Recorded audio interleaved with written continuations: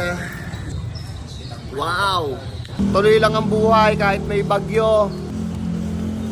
For today's video, bibili kami ng ulam.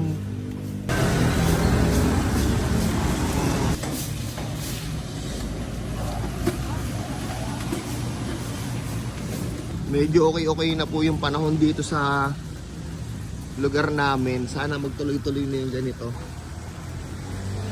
Sana magtuloy-tuloy na yung ganitong panahon, ano? Kaya nga pala kami lumabas kasi bibili kami ng ulam. Bibili kami ng ulam. Masarap na ulam. Tilapia. Tayo naman tibilan ng tilapia dito. May mga habal-habal na rin, no?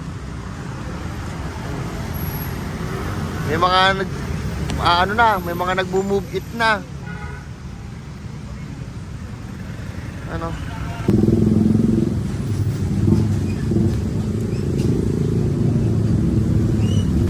Guys, naghahanap kami ng mabibili ng buhay na tilapia. Sa pa may tintang buhay na tilapia ngayon. Yung kasi masarap na ulam eh. Mahal, dahil mo ng talsik.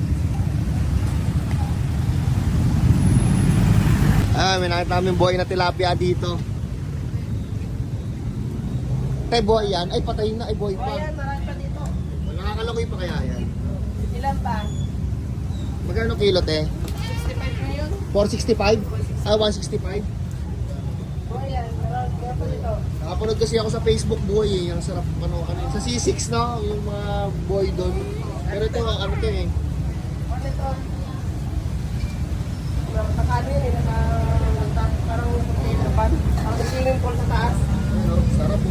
Tuloy lang ang buhay mga sir kahit na dumaan tayo sa mga pagsubok.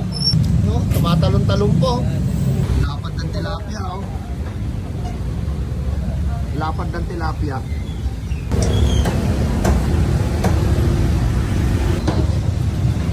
Ay no, tilapia yung buhay.